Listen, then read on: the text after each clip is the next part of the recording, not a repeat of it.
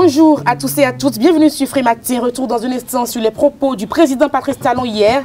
Avec les syndicalistes, on a vu le chef d'État plutôt déçu par les rumeurs qui circulent sur lui et sa famille. Nous en parlerons ce matin dans le débat et nous échangerons également sur le tout prochain congrès des forces Cori pour un Bénin émergent. La une des journaux sera présentée ce matin par Kadera Chirou. Bonjour. Bonjour Nadège Dion, chers amis internautes, bonjour. Trois sujets font l'actualité ce matin. Il s'agit des propos tenus par le président Patrice Talon lors de la rencontre entre le chef de l'État et les responsables des centrales et confédérations syndicales. Il y a également le congrès des FCBQ qui est prévu pour le samedi prochain. Et le troisième sujet est le conseil des ministres tenu hier mercredi. Avec Larios Adjagbeno dans Sport Matin, nous parlerons des préparatifs des écureuils dames pour la Coupe de l'UFOA Abidjan 2018.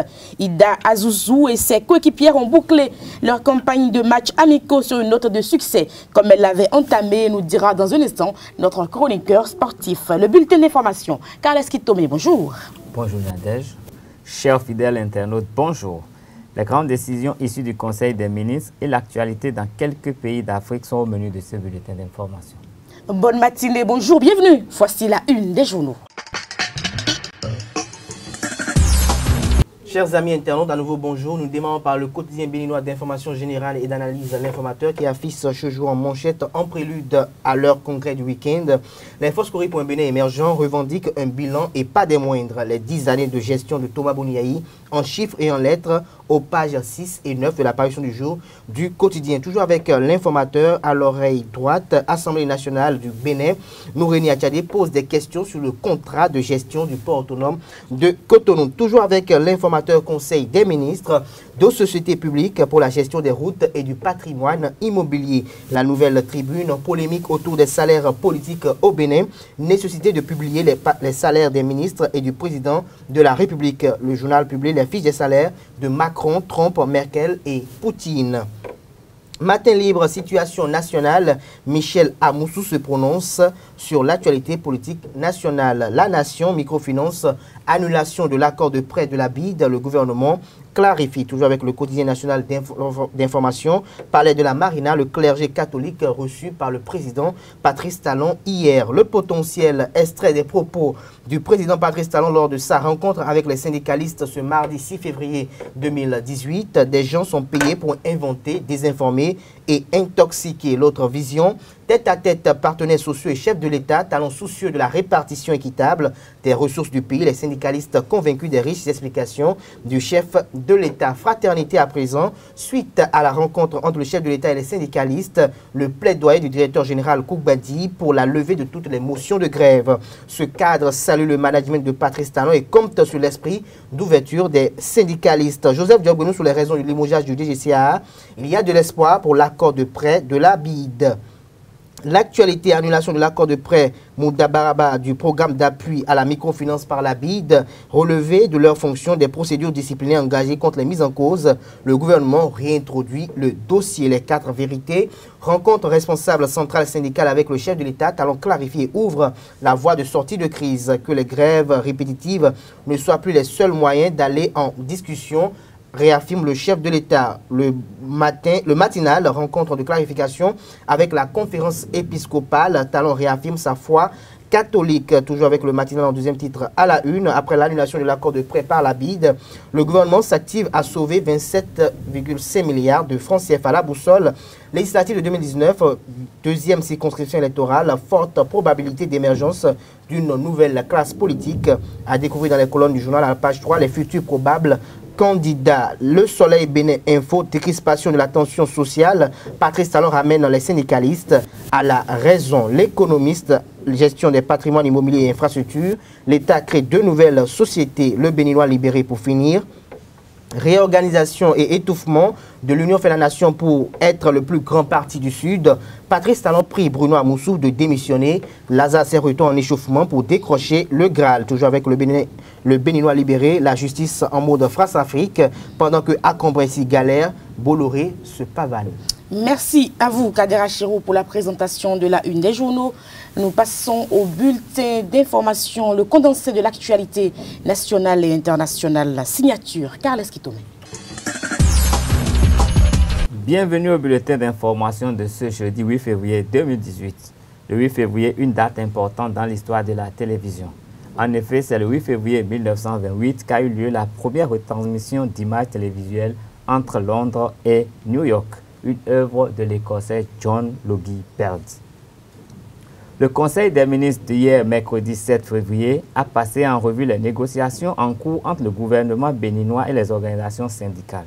Ce conseil, après les négociations entre les centrales et les confédérations et le gouvernement d'une part, et qui se tient au lendemain de la rencontre entre les secrétaires généraux des centrales syndicales et le chef de l'État, a permis de faire des avancées vers la décrispation de la tension sociale. Les promesses du gouvernement restent collées aux potentialités du Bénin. Le garde des Sceaux fait le point. Je vais vous dire ce j'ai eu l'honneur de prendre part à cette rencontre, ce que j'en retiens, sans aller bien entendu dans le détail. C'est un échange empreint, ce sont des échanges empreints de responsabilité, de courtoisie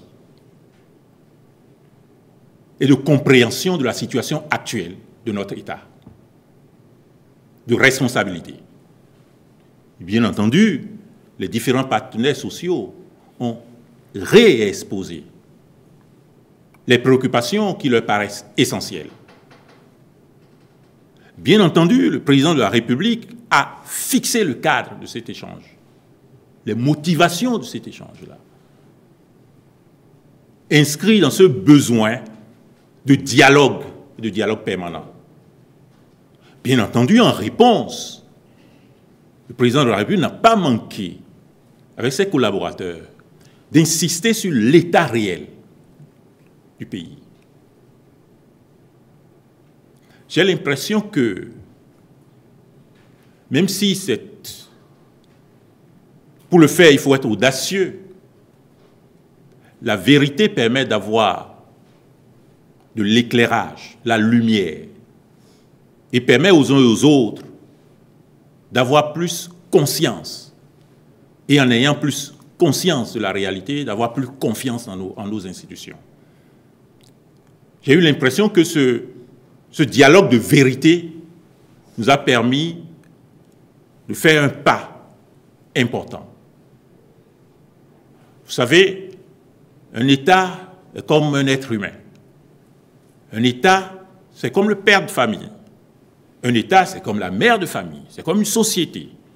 Un État ne peut donner plus que ce qu'il a. Et nous avons pour obligation essentielle, le président de la République a pour obligation essentielle de faire en sorte que ce que nous avons soit réparti de manière convenable, de manière durable, dans la perspective de satisfaire les intérêts du plus grand nombre. Et ce discours de vérité, j'ai l'impression qu'il a été bien compris et nous attendons sur le front social, nous attendons les réponses adéquates. Le Conseil des ministres a également permis la création de 2 sociétés pour mieux gérer son patrimoine. La Société des infrastructures routières du Bénin est la première. Elle est chargée de corriger les insuffisances notées au niveau de la gestion des ponts-péages et de l'entretien des grands axes routiers que le gouvernement met en chantier. La Société des patrimoines immobiliers de l'État est la seconde, dont le but est de valoriser et de rentabiliser les biens immobiliers de l'État à usage commercial, sportif, touristique et ludique. Le ministre Joseph Diogbenou précise. Le ministre de l'Économie et des Finances a soumis à l'appréciation du Conseil des ministres une communication relative à la création de la Société des infrastructures routières du Bénin. Cette initiative vise à corriger les insuffisances notées au niveau de la gestion des ponts-péages de notre pays et à inscrire dans la durée l'entretien des grands axes routiers que le gouvernement met en chantier. La nouvelle société aura à charge non seulement de gérer, développer et entretenir les infrastructures routières et autoroutières, mais aussi d'améliorer leur qualité. Elle sera régie par les règles de droit privé, avec comme actionnaire l'État béninois et d'autres entités publiques qui en ont la capacité. Cette société aura aussi pour vocation d'assurer l'accroissement et la sécurisation des ressources issues de l'exploitation du réseau routier à travers les péages et les services connexes. La création de cette nouvelle société entraînera la subdivision du réseau routier national en deux catégories, notamment, premièrement, le réseau routier à péage, qui sera géré par la Société des infrastructures routières du Bénin, à l'exception du contournement nord de Cotonou et d'autres ouvrages de même nature qui pourraient être construits ultérieurement. Deuxièmement, le réseau routier sans péage et les pistes rurales dont l'entretien sera à la charge du fonds routier.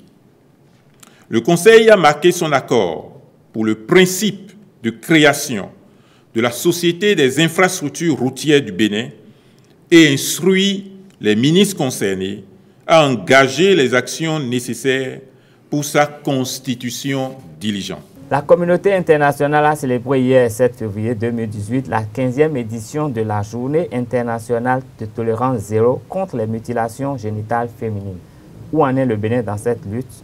Élément de réponse dans ce reportage. Passé de 12% en 2012 à 7% en 2015, les mutilations génitales féminines sont toujours d'actualité au Bénin. Reconnues au plan mondial comme une violation des droits fondamentaux, elles désignent l'ensemble des interventions consistant à altérer les organes génitaux de la fille ou de la femme. Selon Dr Magloyevi, chirurgien urologue andrologue en service au CNHU de Cotonou, la mutilation génitale entraîne plusieurs conséquences sur la santé de la jeune femme. L'hémorragie est la première conséquence et on perd des enfants.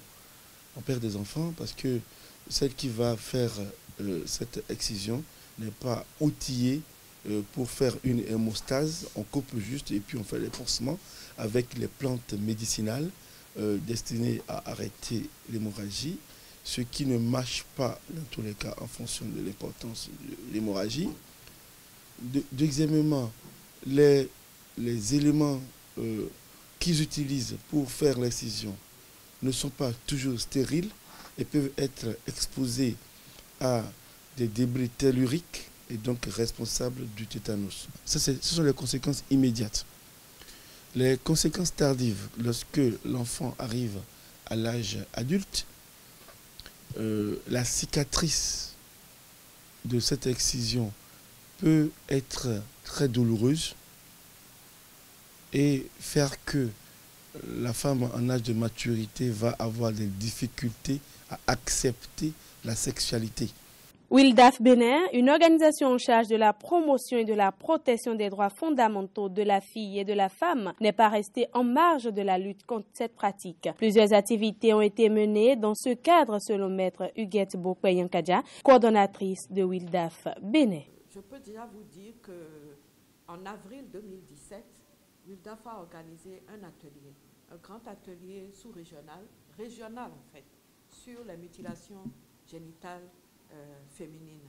Nous l'avons fait grâce à l'appui d'un de nos partenaires qu'on appelle Equality Now, qui est une organisation internationale dont le siège est à Nairobi. Nous avons voulu en faire un atelier régional. Bon, c'est vrai que nous n'avons pas réuni beaucoup de personnes de la région, mais ce n'est pas grave. Dans un temps, au cours de cette année, nous ferons un deuxième atelier. Mais en tant que juriste, nous avons fait venir des juristes, des magistrats, des avocats. Nous nous sommes penchés sur les aspects légaux des mutilations génitales féminines. Le Bénin dispose depuis mars 2003 d'une loi réprimant les mutilations génitales féminines, une loi dont l'application est hésitante. Maître Huguette Bokwe-Yankadja lance à cet effet un cri de cœur à l'endroit des autorités compétentes. C'est que nous ne devons pas baisser la garde, que nous ne devons pas considérer que le fait d'être passé de 17% à 7% entre 2000, 2002 et 2017 constitue une gloriole dont il faut se contenter et baisser les bras. Que plus que jamais, nous devons nous lever pour aller jusque dans les zones où il y a des poches de résistance, poursuivre et intensifier la sensibilisation et mettre en œuvre l'application de la loi. Il faut noter que des cas de mutilation génitale féminine sont toujours signalés dans certaines régions du Bénin. Au Ghana, des centaines de conducteurs, des commerçants et des membres de la société civile ont marché hier dans les rues de la capitale, Accra, pour protester contre la hausse persistante des prix des produits pétroliers. Sur les pancartes, on pouvait lire « Monsieur le Président, écoutez les chauffeurs » ou encore « Ce n'est pas ce que vous nous avez promis ». L'autorité ghanéenne des produits pétroliers affirme que la hausse des prix ne dépend pas d'elle. Elle assure faire de son mieux pour réduire l'effet de cette hausse sur les consommateurs. Les manifestants espèrent que le président Akufo-Addo répondra à leurs préoccupations dans son discours sur l'état de la nation prévu pour ce jour. Au Burundi, pour finir, le correspondant de la radio Isanganiro a été menacé par le gouverneur de la province de Ruyigini à l'est du pays. Il est accusé de troubles à l'ordre public et il lui est interdit de faire des reportages sur le territoire du gouverneur en question, au risque de se retrouver en prison. Ces menaces font suite à un reportage diffusé hier, mardi, dans lequel le journaliste fait état du ras de bol des enseignants au sujet des contributions qui leur sont exigées dans le cadre du financement des élections de 2020. Ce sera tout pour ce bulletin d'information. Restez câblés www.ezaotv.com. La grande édition du journal est prévue pour 19 h sur Ezaoui TV. Nous passons au débat sur Frématin. Le débat sur Frématin, Carles Kitome, Kader Achirou. Nous avons suivi donc les images du chef de l'État à la télé. Nous avons donc une idée des propos que Patrice Talon a tenus lors de la rencontre avec les syndicalistes. Et justement, Carles Kitome, vous avez suivi ça avec beaucoup d'attention hier. Beaucoup d'attention et même de tension, je dirais, parce que même dans les ménages, ça n'a pas été facile de gérer. On était tellement partagés sur les propos tenus par le chef de l'État. Mais il faut avouer que personnellement, je trouve que le chef de l'État a été vraiment relax et il a démontré qu'il connaît ce pays. Il a démontré qu'il sait à peu près ce dont souffre ce pays et il sait ce dont on dispose comme ressources. Donc il a essayé, et en dehors des petites balades, il a essayé quand même de préciser que le Bénin est un pays qui n'a pas de ressources minières, qui ne peut compter que sur certaines ressources qui ne sont pas si importantes que ça, et qu'on ne pouvait pas faire des promesses aux travailleurs en dehors de ce que nous avons. Donc, il a demandé aux Béninois de compter un peu sur leur propre force et de savoir que la marmite est là, on sait ce qu'il y a au fond, on ne peut que essayer de partager ça de façon équitable. Donc, moi, c'est l'impression que j'ai eue en écoutant le chef de l'État. Alors, les célibataires comme Kader Achirou ont suivi hier le chef de l'État dans les bars ou autour d'un plat de spaghettis. On en parlera, mais on a eu droit à un Patrice Talon qui était plutôt franc, comme l'a dit Carles Kitome, une rencontre de vérité, on peut se le dire. Le chef d'État parlait à tous les Béninois, même ceux qui sont dans les ménages et ceux qui sont dans le célibat. Je dirais qu'on a vu un Patrice Talon plus ferme que jamais, décidé de rompre avec la fronde sociale actuelle, parce que c'est la rupture, il faut rompre avec les mauvaises habitudes. Les mauvaises habitudes, c'était aussi le moment ou l'instant quand même de prodiguer quelques conseils de manière subtile aux responsables des confédérations centrales syndicales, parce que le chef de l'État a évoqué une thèse, la thèse selon laquelle les syndicalistes parfois se basent sur des rumeurs pour aller faire des mouvements de débrayage. Et il les invite désormais à ne pas prendre la grève comme la seule alternative pouvant aller à un dialogue ou à un consensus donné. Il faut quand même qu'ils essaient de vouloir entreprendre des démarches pour aller à une rencontre, soit avec les autorités ministérielles ou avec lui-même le chef de l'État, quitte à ce que si cela n'aboutit pas, qu'il faut quand même essayer d'aller en grève. Encore qu'en voulant rencontrer le chef de l'État, on ne rencontre pas le chef de l'État comme si on veut rencontrer un coiffeur. Il faut quand même prendre en compte quand même certains enjeux, prendre en compte les enjeux de l'agenda du chef de l'État.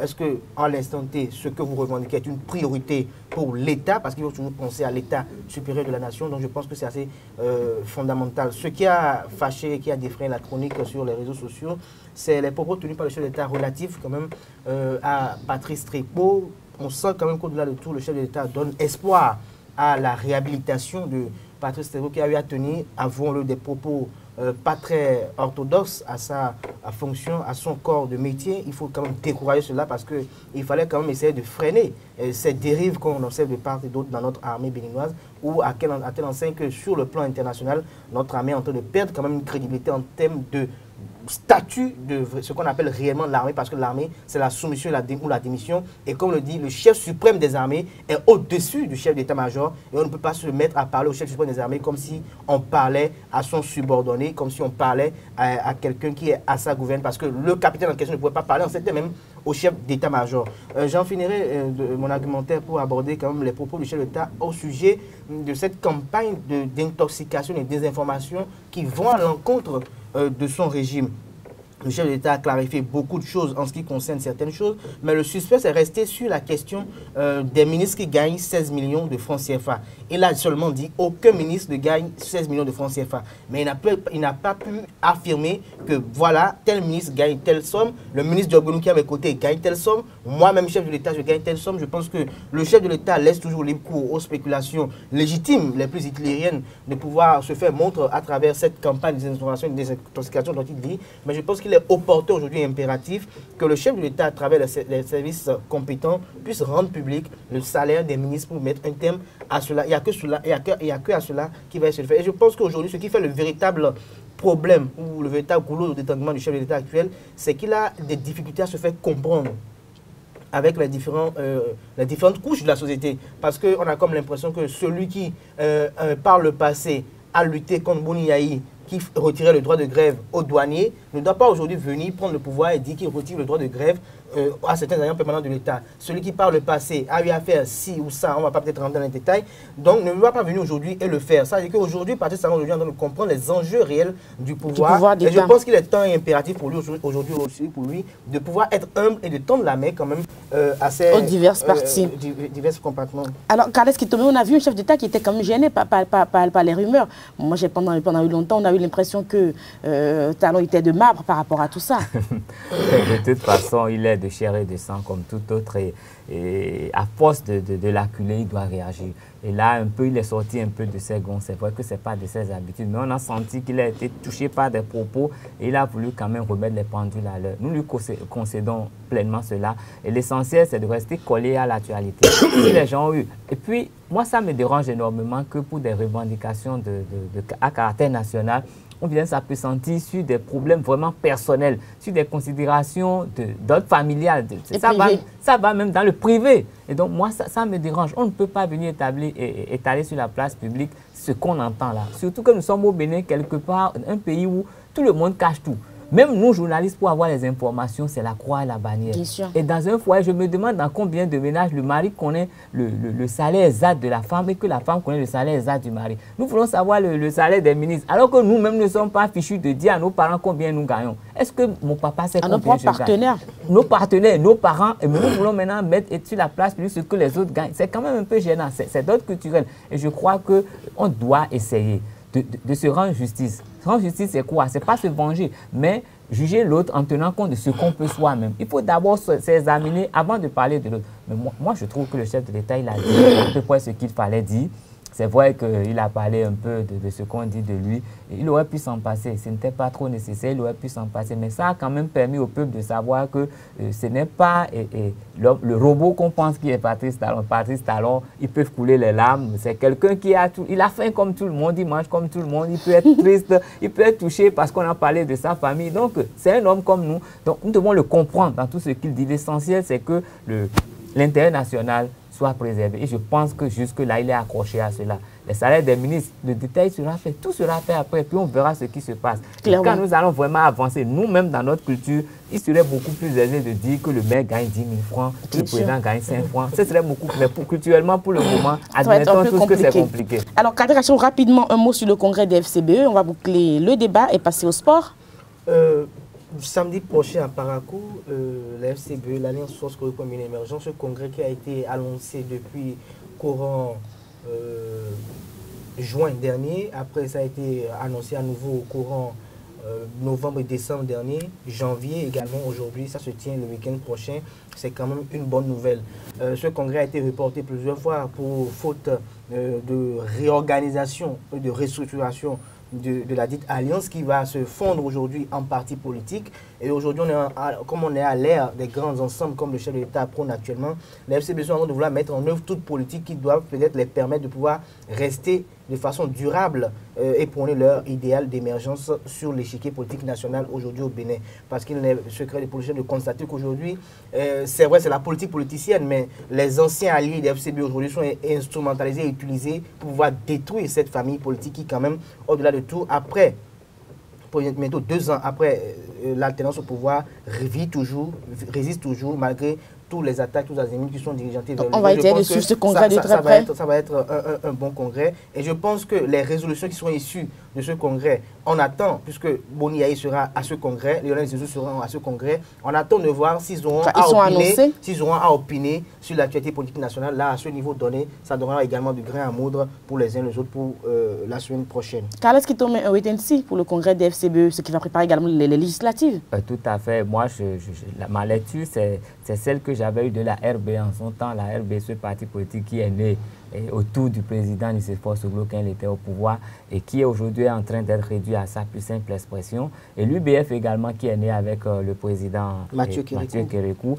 Donc les rassemblements, voilà. Donc c'est vrai que quand les intérêts vont diverger, c'est vrai le parti va naître, ils vont faire des choses, mais quand les intérêts vont diverger, c'est sûr que bon, l'histoire se répète. Merci à vous Carlos Kitome Kadera Chirou. C'était le débat sur Free Matin. Voici les sports. Larian Sadiak Beno, bonjour. Bonjour Nadège. Nous faisons donc le point au stade René Pleven hier, comme on l'a annoncé, par rapport aux préparatifs des écureuils dames pour la Coupe de l'UFOA Abidjan 2018. Tout s'est plutôt bien passé?